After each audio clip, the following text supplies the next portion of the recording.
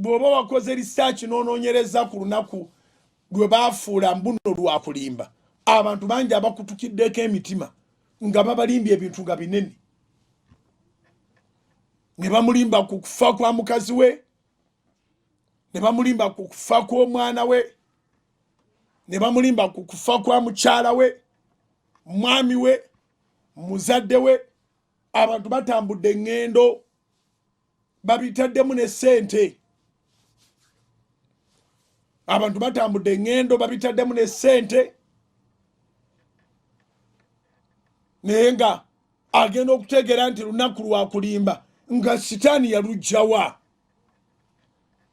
So njogera n'abantu bangi abalokole n'abatali balokole, tewenyigiranga mu kulimba newankubadde nga si first April.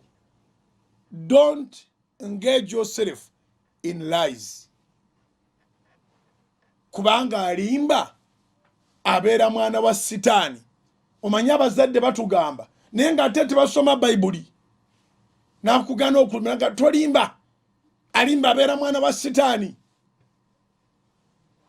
Naye Yesu yagamba abo abaali balima nti baali ba kitaabwe Setaani. Kubanga yagaana okunywerera mu mazima.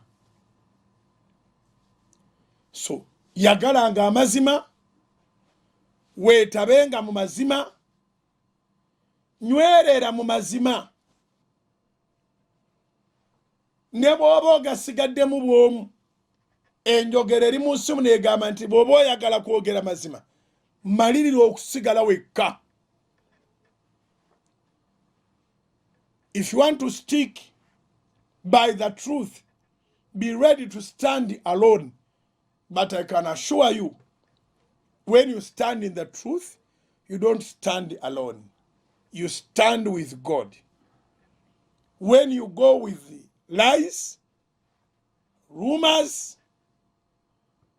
you don't be with the majority. You are isolated and pursuing hell.